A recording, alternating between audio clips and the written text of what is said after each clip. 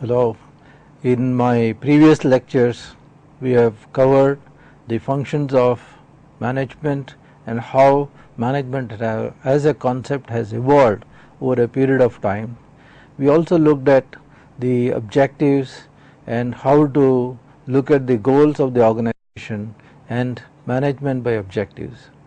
We also discussed the importance of planning, also the aspects of coordination. We also explored various dimensions of communication.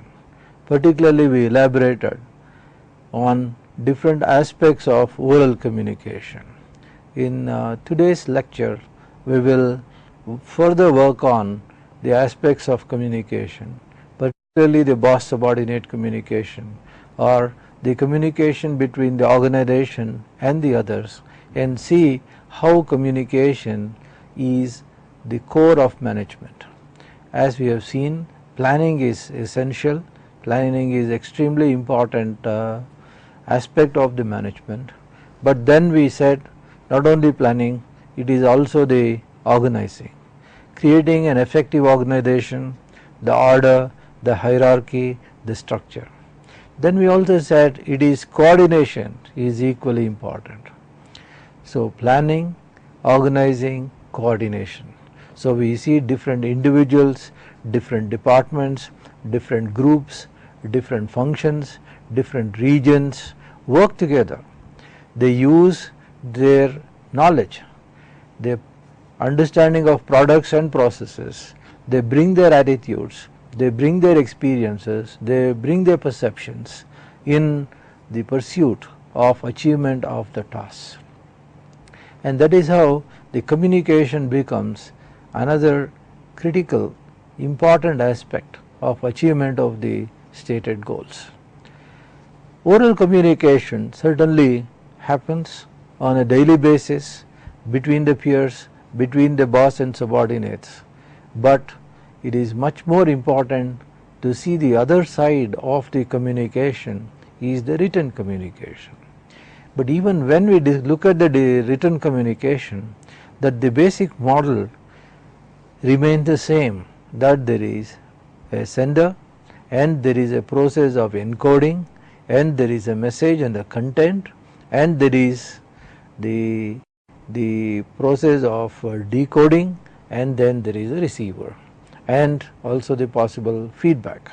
So in this lecture we will look at the concept of written communication. So at the end of the lecture you must be able to learn and understand some of the important features of the written communication, and also we will briefly look at the merits of written communication and also the limitations and applications of written communication.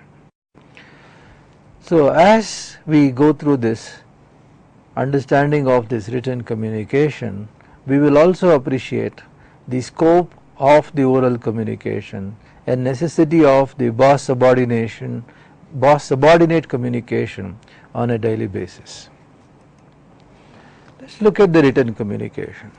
Written communication, as we discussed earlier with respect to the oral communication, it is now takes the same words but in the form of letters, memos, circulars, bulletins, reports, instruction cards, manuals, magazines, handbooks, etc. Let me spend a little time on these keywords. So the question is, the words are there, as we have seen there is a language is there, but the language in the oral communication is stated by one individual to the other, but here it takes in the form of a letter. So somebody can write a letter to the other person, which can be both formal as well as informal in the organizational context. It can be a memo. Memo are typically considered as the orders of the superior, the instructions of the superior to the subordinates or to a group of people or to a particular functionary or head of a department or head of an activity or to any other individual. So the memos are much more formal instruction given by the authority to the subordinate or to another officer in an organization. Similarly, what we are calling as the circulars. Circulars could be, as you have seen, could be about the holidays, or it could be a common information one would like to inform to all the people, or the way the salaries are going to be paid, or some minor changes coming in the organizational functioning. So the circulars are issued to inform all the concerned people so that they have a common appreciation, common understanding of what is happening about the future events. In an academic institution, it is about the lectures, forthcoming events.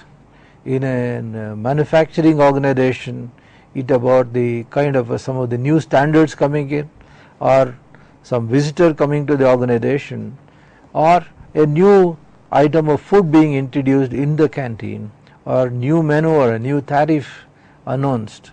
So these are all could be seen as a part of the circulars. Then you also have the bulletins or the bulletin boards. So the bulletin boards gives this exhibition of the notices in terms of some changes at the point of entry or exit.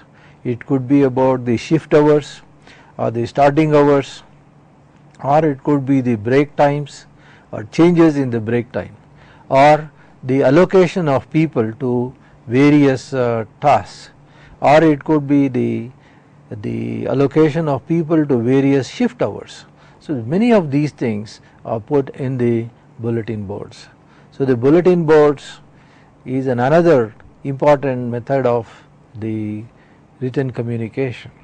Also you have the reports about the errors, what is coming on a daily basis at the shop floor, about the quantity, the quality, or the targets met, the targets not met, the use of a particular machine, the use of the operators. So many of these things which are in the form of statistics, in terms of the figures, in terms of the pie charts, in terms of various details, can be form of these reports. The reports could be on a daily basis, reports could be weekly basis, reports could be quarterly basis, or some of the reports are also called as annual reports. So the annual reports also could be as a part of a legal compliance, or it could be voluntary disclosure of the organization. So the balance sheets, the annual statement of profits and loss, these are all as basically could be put under these reports. And then you have the instruction cards. The instruction cards are the do's and don'ts of what one should do or one should not do with respect to a particular task or particular operation in the shop floor. So individual is guided by the set of instruction. For example, in a bank, how to open the cash and how to bring the cash to that particular cash counter. So these are all the kinds of things where people have to follow systematically day in and day out that instruction cards. Following of instruction cards becomes extremely important, necessary, and it is a part of the discipline at the workplace. Some organizations also introduce these instruction cards that before the start of the work, they must pray for the organization. They must hold the hands of the other co-workers. So they must think that they are all working towards a common purpose. So these are all some practices which also goes along with the instruction cards. Then you have the manuals. The manuals are written instructions, but also it includes several of the details, like typically a driver gets the car manuals. So it gives that instruction of what are the parts, what are the subparts, what the definition of each of the parts. So the manuals is another method of the written communication. How to operate, how to take care of a particular instrument, and in case there are dysfunctions, the methods of troubleshooting. So these are all part of the manuals, and similarly it can also have the FAQs, what people call as the frequently asked questions. So the manuals are another method of conveying complete picture of what one should do, how one should do, and what is that one should really be careful of. And then the magazines. The magazines are another method of the written communication.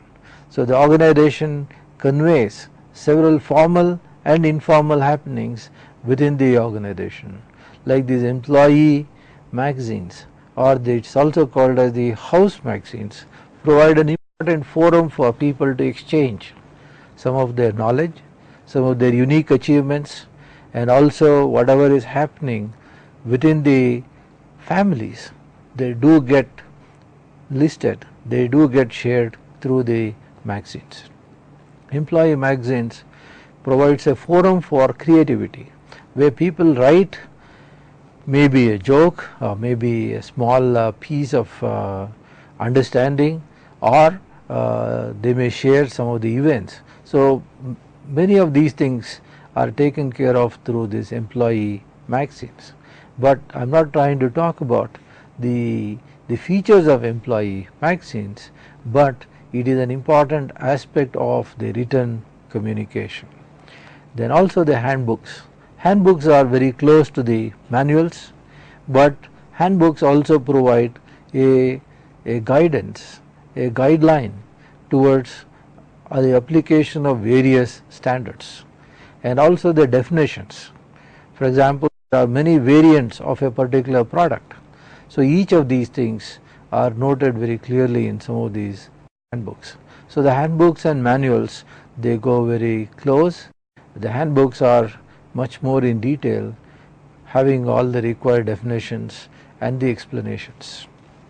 So as we see, all these are illustrative examples of how organization uses different forms of written communication. Let's run through some of the details of this. The written communication generally moves downward. I think that's the perception of several people. But the other side is also true. The written communication also could be upward. So the downward and the upward communication can have the written communication. However, the upward communication, the written form, is generally discouraged. For example, a memo can be written from boss to the subordinate, but subordinate giving an instruction to the boss in the form of an authoritative communication through a written mode is generally it is discouraged. It is not acceptable. It is not acceptable, and it becomes questioning of the authority itself. And that is how there are times even workers, when they have some complaints, when they know that certain things should not be done, they do not take risks of putting certain things in writing, particularly to the figures of authority in the organization. Similarly, the customers, when they are asked, they will report about the discomforts, but they don't take pains of writing and complaining. That is how it is said 98% of the customers, they don't even complain, and most of the time they switch the organization. And to get this written communication from the agreed people has been a kind of a problem of the norm, or people think it is not necessary, or they also think even if they write and send it, there may not be any consequential action. The written communication, as we are seeing, the dynamic management should encourage it by installing a suitable suggestion system or a grievance system, where workers are allowed to write grievances and suggestions freely. So the organizations and the boss subordinate communication should create that required trust. They require trust in people that they can communicate their discomfort, their discontentments, their disappointments through not only in oral methods but also in writing. So the organizations do give rewards for good suggestions, where people can write and convey the kind of perceptions what they have about the scope of improvements in the organizational functioning.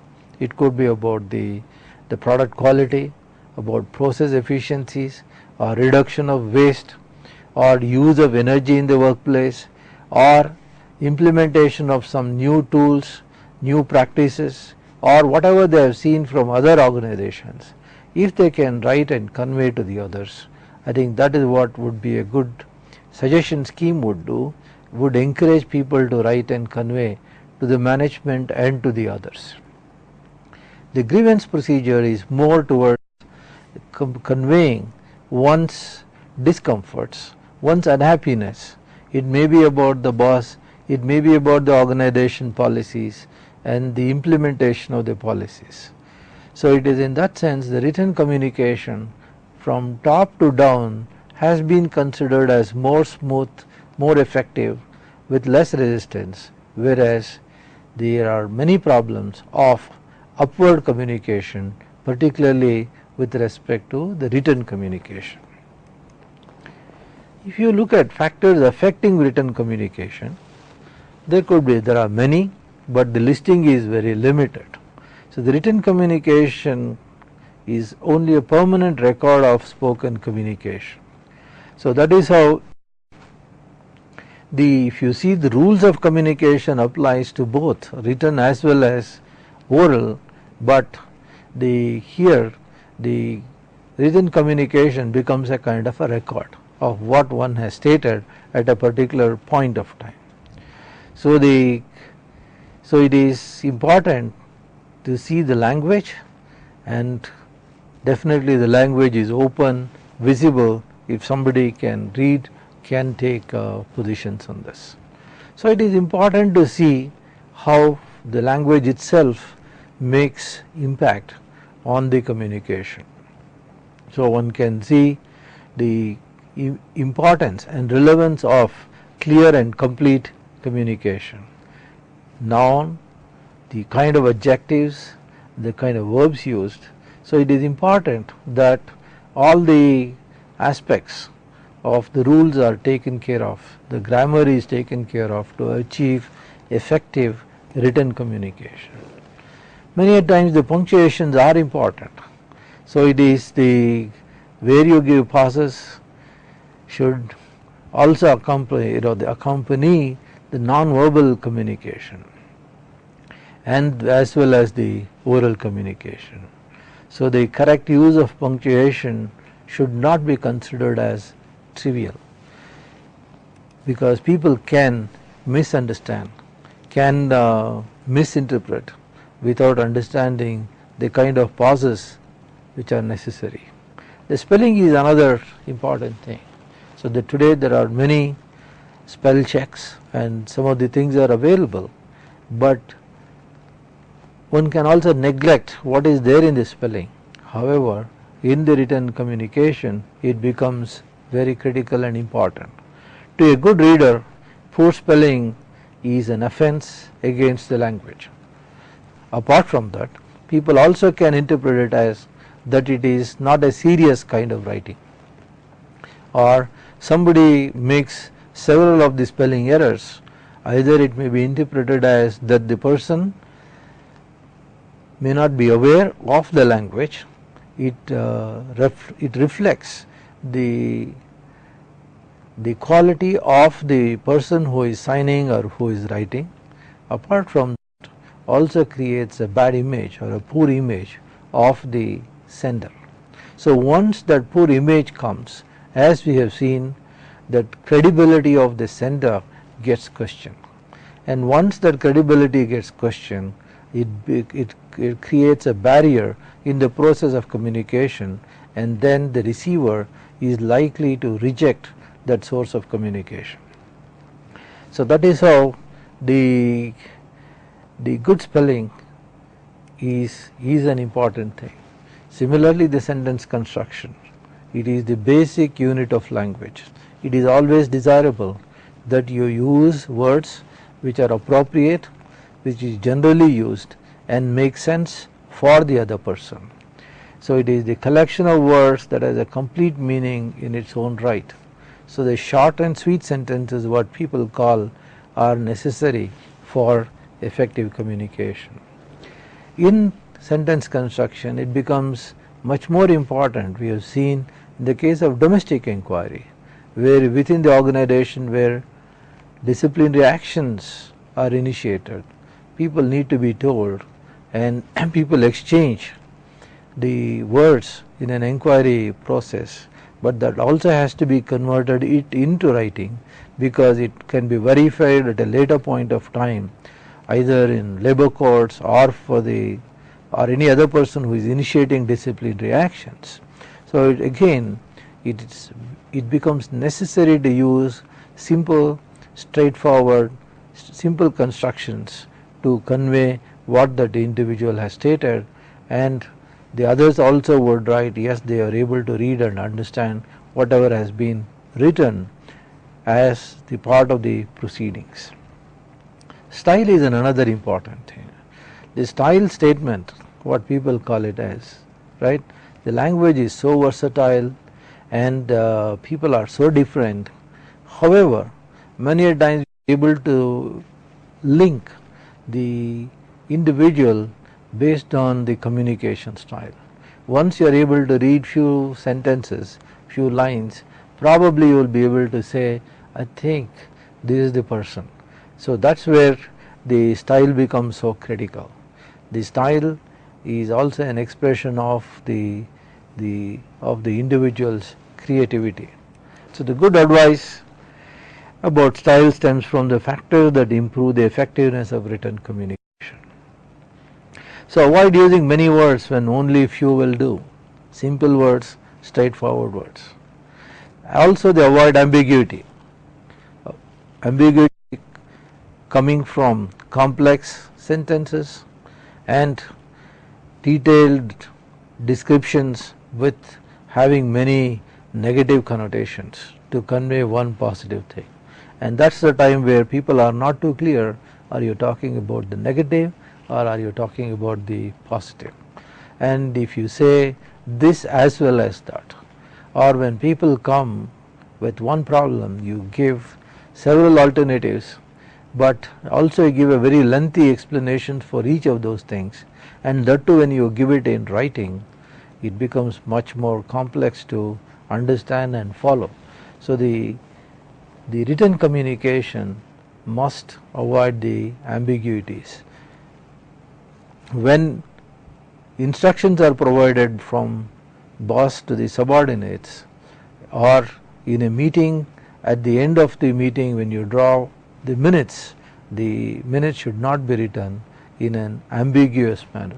It should convey truly what got transpired during the meetings and then the required actions. And also that you give a detailed and elaborate descriptions, and if you don't say anything at the end, again written communication becomes purposeless. One cannot get. And similarly, the avoid accidental untruths, that is making too generalistic kind of a statement, making statements which cannot be verifiable, and also the avoiding jargons where it has not much of a meaning or an impact. Another dimension of the written communication is handwriting. So with the wide availability of word processor, many state this, handwriting itself is dying out. Very few people take time to write and write legibly and in paper. So the question is that there are occasions where you do make a written application, or you also write in an examination situation. So one cannot neglect the importance of the good handwriting. So the moment you see very clear, legible handwriting, it also attracts either the examiner towards the student, or when somebody reads the application, they get much more pleasant feeling. So that is how many have argued out that handwriting in written communication is an important thing to make the impact on the other. For example, the earlier model of sender receiver, when we also talked about the encoding and the decoding, because of your handwriting, that the other person is not able to understand what is that you are trying to convey. If, apart from the handwriting, if the sentence construction is also poor and the use of words, if it is not appropriate, the written communication fails, because the other side, he cannot decode. So your encoding is fine according to you, but because of the poor handwriting and the sentence and the words, it can have either negative meaning to the other person or has no meaning at all. So that's the time where we need to give importance for handwriting. So it is definitely an impact making tool on the other. So if you have a good handwriting, it's better to use your handwriting to make an impact and get that kind of a required advantage. We should also talk about a little bit about the copyright when we talk about the oral communication. In the oral communication, particularly when you publish certain things, one need to be seeing the importance and relevance of copyright. It comes into existence as soon as a work is published. So if you take someone else's ideas, what one has written already, then without giving the proper reference to the other person, if you quote extensively, if you write extensively, if you copy, then you are violating the copyrights. So the purpose is to ensure that the originator of the work is credited with, and it becomes extremely important. If you don't recognize this, it may affect your own reputation. So when you see this, one can also see oral communication to written communication. Written communication can be seen with respect to various purposes, and one of the purposes people also call it as creative writing. In creative writing means that you are writing a piece of communication for the purpose of publication, or when you are writing an advertisement, or when you are advertising to attract customers or potential applicants to the organization. So the creative writing, not necessarily only publication in a scientific or a refereed kind of a journal, but also creativity is involved at different stages of writing. So as you are seeing the written communication, so one of the things is to make that necessary preparation. So one should address possibly the following things: who are the intended readers, what are the objectives, what is the authority you are having, that, and also the readability. So in terms of its smoothness, in terms of its content, in terms of its scope. Then also you must look at the media. Where is it going to appear? How is it going to come? So today we are talking about color advertisement with a black and white kind of an advertisement. At which part of this it is going to come? And also one need to see in terms of what pictures, what diagrams, what tables, what details, what statistics also should go into it. And then checking for this, whether the whatever you are expressing, whatever the details you are providing, is it very clear or it is ambiguous. So the ambiguous words, unnecessary details need to be taken out, and the meanings need to be created through pictures, the visuals, the tables. So particularly the report writing, we have seen, becomes much more structured exercise. So the report writing comes within the organization at several occasions. it could be about the investigations when somebody has conducted about maybe accidents in the workplace, or somebody does a study of wastages in the shop floor, or it could be the opportunities of the organization with respect to getting into newer markets, or maybe buying up a particular technology. So the report writing can come in different ways at different levels. So it is important to see and be efficient, and it becomes a core of the management at any levels of management. So maybe the top management or the middle or the lower level, one need to have a good and proper understanding of the report writing. Report writing, if you see, it need to have some of these things very clearly. One, the format, how you are going to put the thoughts through, that is whether what kind of introduction it will have, what kind of background material you will give, how much you will give, what kind of analysis you would provide, and then how much detail in which, who is going to read. So these are all basically to look at look at various aspects to make format perfect. Then the contents, title page. So the should be able to convey within few words what is that you are trying to attempt, and also give an abstract. Also people call it as executive abstract. That means the top management or the senior management has no time to read everything.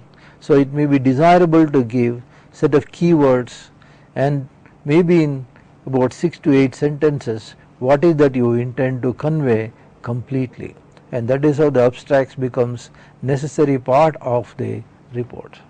And then the nomenclature, how the details which you are going to provide, what we typically see it as the scope of the work, the highlight, then what details have you considered and what conclusions have you drawn. And very clearly that is nomenclature can also include set of definitions. Then a good introduction, and also you see the text part need to be lucid, simple, much more straightforward. And then also you will bring discussions where you are taking some perspectives. So given the alternatives, which one are you recommending? So this is where you get into the discussions, and then you also lead to conclusions based on the analysis, based on the data. Then you also give the recommendations, what one should do based on your analysis and the conclusions, or if somebody else has to do, what best can be done. And also giving acknowledgements where you take help of the people for writing, not only for writing but also for collection of data or collection of views, or for whatever the analysis techniques which have been deployed, and all of those people who have helped, and also the references and the appendix. So one need to have a style statement, an understanding, and the details one need to have well before you start writing the reports. One need to review all the time of how much you have and what more to be collected to make the report complete. So another important thing is the writing some specifications. It is the standards, and particularly the manufacturing, the specification becomes extremely important. The specification with respect to the use of materials, use of the resources. So the specifications must not be ambiguous. Again, use minimum words and clauses, and the language should be simplified as much as possible. And in a country like India, it is much more important that the words are also used which is known, and sometimes it may be better to use the local language where people can relate to the words in the most appropriate manner. Sometimes the documents need to be created in the local language, but appropriate English words also must be put together. So one should not just give the importance to write only in one particular language.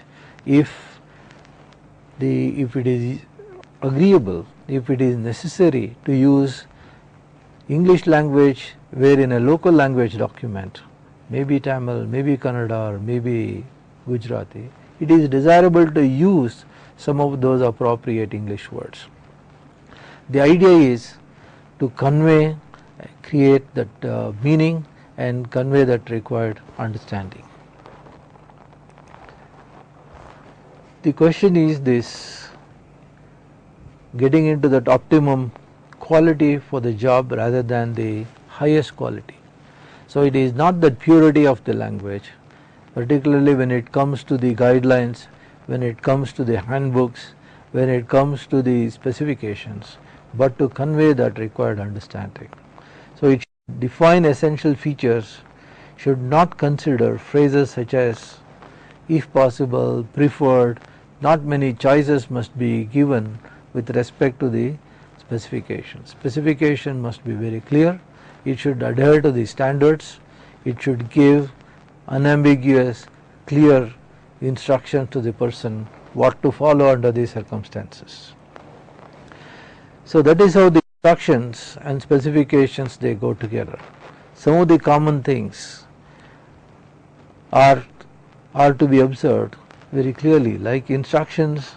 It is guidelines for production of anything. So that is where the instruction also can be seen, where you have to break down the task into series of small and logical steps. You must state what could be the step 1, step 2, and describe each of the steps in the understandable language. It should also refer to the equipment and draw some suitable analogies in terms of what are the right ways of doing things. Sometimes you must also illustrate the wrong ways of doing things and avoid the misunderstandings. The instructions can also be through the use of pictures, through the use of diagrams, and also give some of the illustrations of how one should proceed step by step.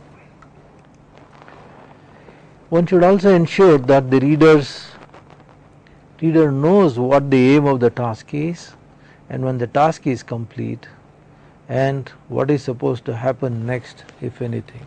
So that means instruction always should start with what is the beginning, what would happen, and what is the end, and then what is the next step.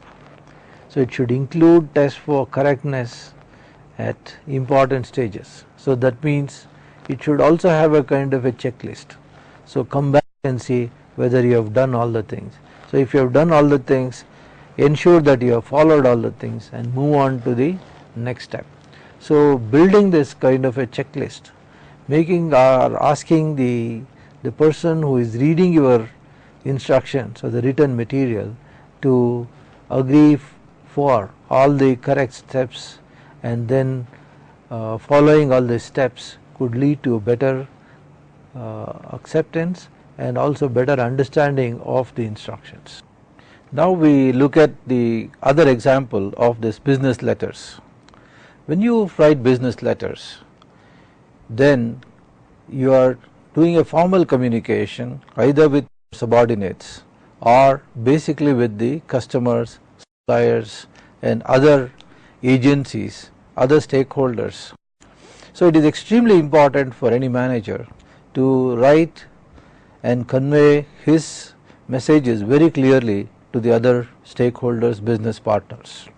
So if you look at business letters as an example of communication, the following attributes are extremely important.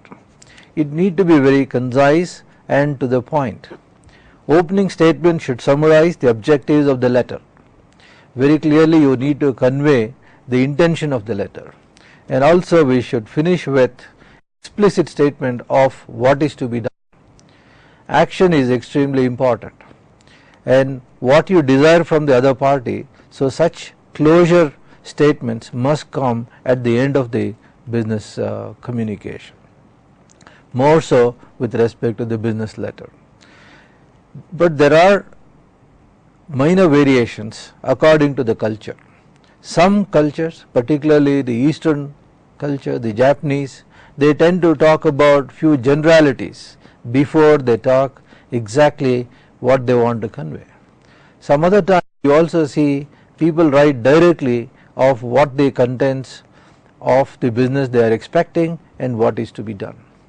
However, the three things are extremely important. You need to keep it straight and simple. It must cover exactly the subject matter on which you want to convey few ideas to the other, and the action component of what you expect the other person should do. He may just file your letter, it is only a matter for your information, or it is a matter of courtesy, or it may be a thanking letter, or it may be an acknowledging the other person's help, or you have a problem with your machine which was supplied by one of the suppliers. So then you are complaining to him that you would like to have a replacement, or you want somebody to come and attend to that machine, or you want some space to be supplied, or you want some details about how to operate a particular aspect or particular part of the machine. So it could be anything. So what is important is to convey very clearly what the other person should do, what the other person should respond to. So business letters are another important aspect of the managerial communication. As we go along, we have discussed several things about the written communication.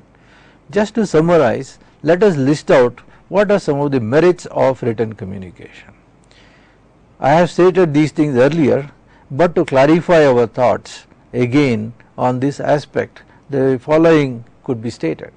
One of the things is that written communication is a must, and it is used to issue specific instructions and orders to the subordinates.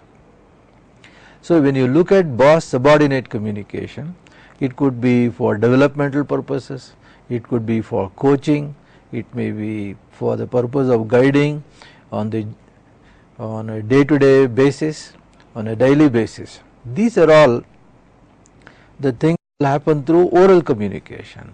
But when it comes to the promotion, when it comes to pay, when it comes to the administrative allocation of responsibilities and duties, transfers, or you want that person to do certain things in a better way, or when it comes to the discipline, you will see that orders, the communication has to be in the written format. Written communication is more effective, more desirable. When you look at the message and the content and the characteristic of the message itself, written communication is the only way out when the message is quite lengthy and it is not possible to convey all the points through oral communication. So that means you have to give an explanation, you have to give an explanatory note, you have to detail out several parts of the product or several steps one need to follow. I think better when several steps are involved, details are involved, better to give a detailed written note. So the written communication becomes much more advantageous. However, one can club the oral communication along with written communication. So the detailed note, detailed instruction can be complemented with the oral explanation at a different point of time, or you can make the person to read and then follow with oral communication. You will also see when you want to keep a record of it. So the key word, the key thing is written communication is also used to elaborate verbal communication and to keep a record of it. So what you have conveyed to the other person, when you have stated orally, it may be or may not be understood properly and completely. So to make sure that there is a complete understanding, that you may first give a written communication followed up with oral explanations, or you may start with oral explanation, but end up with giving a written note.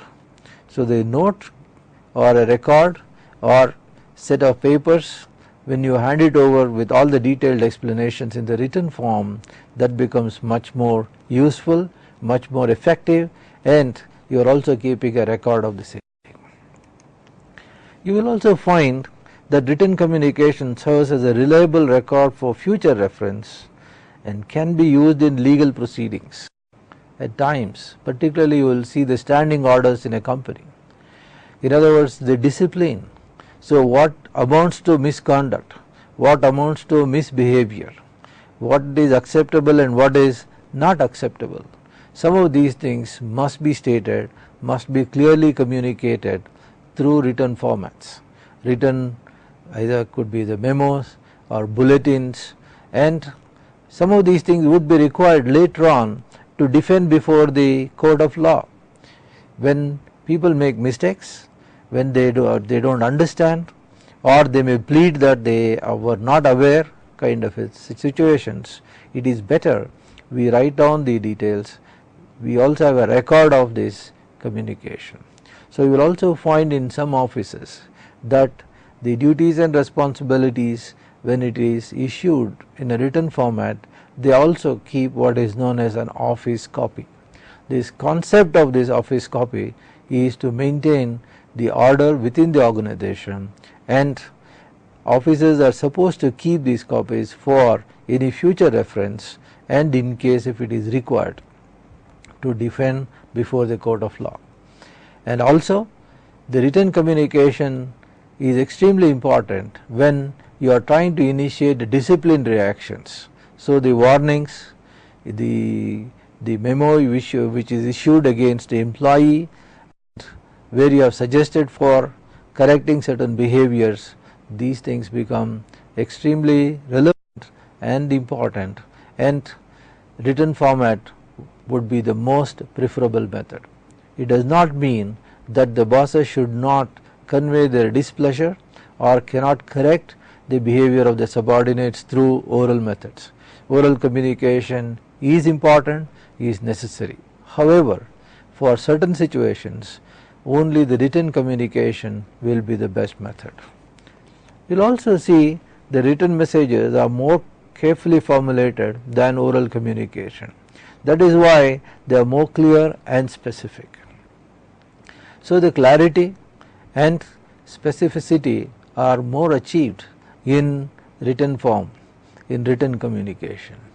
However, while talking to the other, while using oral communication, one can be flexible, one can restate, one can give the meanings to whatever is being stated.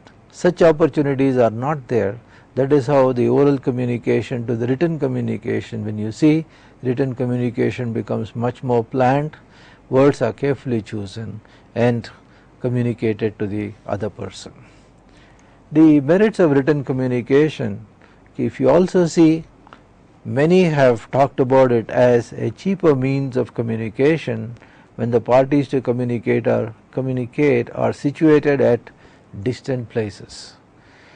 So, in other words, if you pick up a phone and start speaking to the other, according to many, it is an expensive proposition. It is true that cost of telephone communication is coming down drastically. However, sending a mail, sending a note, sending a letter would be much more effective in certain situations. Cost effectiveness is another consideration to depend upon the written communication. Further, it is very difficult to alter the contents of the written message, because once it is stated, it becomes a record for both the parties, mutually verifiable, it is data based, it is not impressionistic, it is not understood according to the convenience of the parties. So, that is how the written communication is also advantageous, and response to written communication is generally well thought out because the receiver gets sufficient time to understand and evaluate the message. This is another important dimension. You will see that the other side need not respond instantaneously or immediately. So, they can go through, they can understand and then respond in a structured and in a fitting manner. So the written communication in that sense will become much more formal. Sometimes it is time consuming, but it is always advantageous to keep the formal communication in the written form rather than keeping it to the oral methods only. So the limitations of written communication, if we state, it is more expensive for communicating short messages. It also takes long time to convey the message. So it is better to keep it to the written only. Then once a written message has been dispatched, there is little scope left to correct the inaccuracy that may have crept into it. It is not easy to correct. For example, particularly when the New Year situations, they quote the previous year, or they may quote different date and date. So these kinds of mismatches, when it is made, then it becomes extremely difficult to convey, and if the contents are also having problems. So it is important to give the date, sometimes also the versions of the document, so that a newer version or a newer communication can be issued.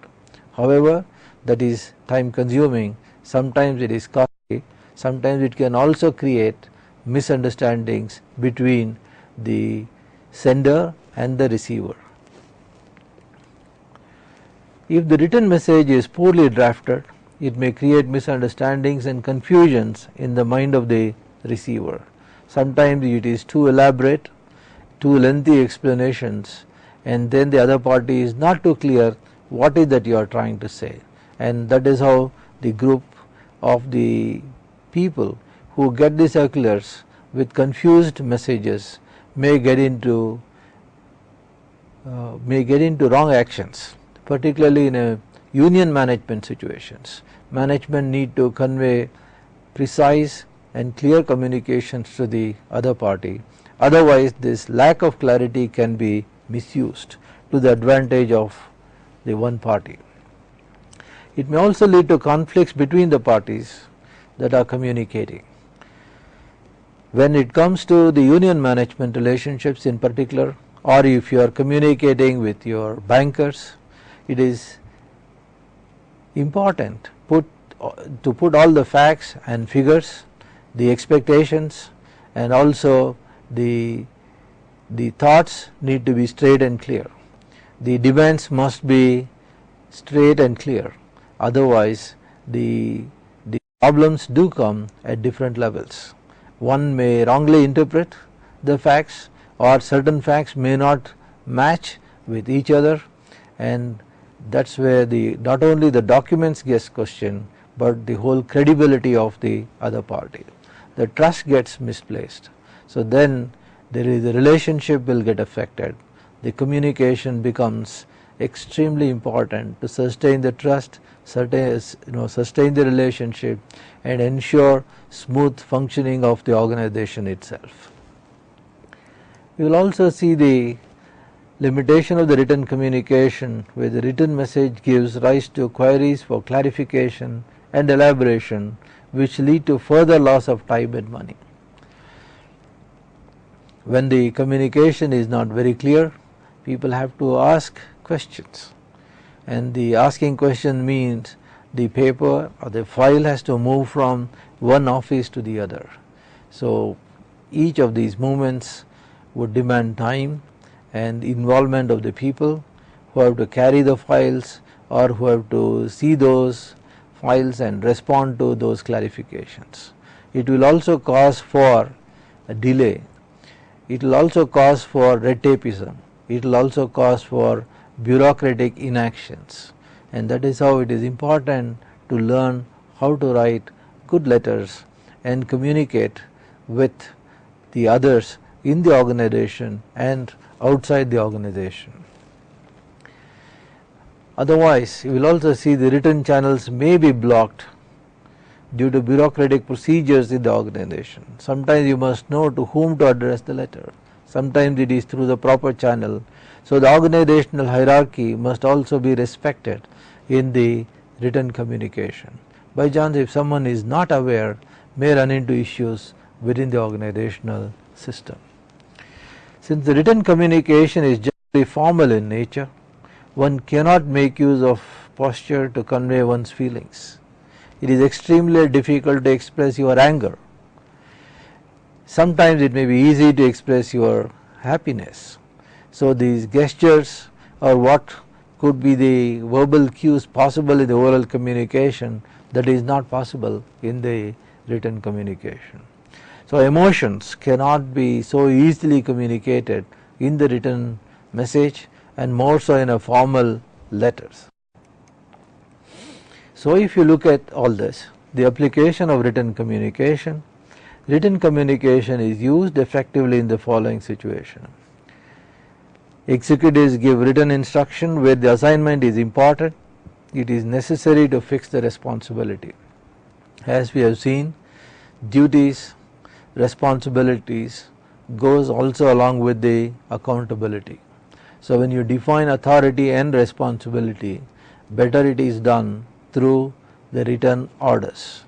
More so in a large and complex organization, written communication becomes a must.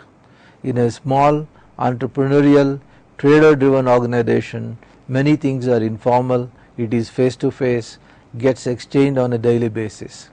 However, in large complex organizations, the written communication is a must and is the only means of conveying, and particularly when you convey the executive orders to the subordinates. And we have talked about the written communication is a record. It is a record for the future about the performance of an individual, which you will see in terms of the performance appraisal forms, or the punishment, or it is the transfer and such executive orders. All these things would be required throughout the career of a person. So it also acts as a record of one's service and contribution. You also see the written communication, as we also looked at earlier. The workers, the trade unions make use of written communication to convey with the management their views and to formally get the response from the management. It is called the Charter of Demands. So when the unions convey, not only they make oral demands, but also they give the Charter of Demands through writing. And it would ask for all the things, whatever they want, the concessions, the facilities from the management. It is given as a kind of a notice to the management. So we have so far looked at both oral as well as written communication. So when you look at written communication, these things become extremely important. You must know the concept of written communication, and then we have also discussed the advantages and applications of written communication, and also we have seen limitations of written communication. And as we go along in the next lecture, aspect of management, that is the concept and definition of leadership, importance of leadership at the workplace, different leadership styles, and also the leadership theories, how it has evolved over a period of time.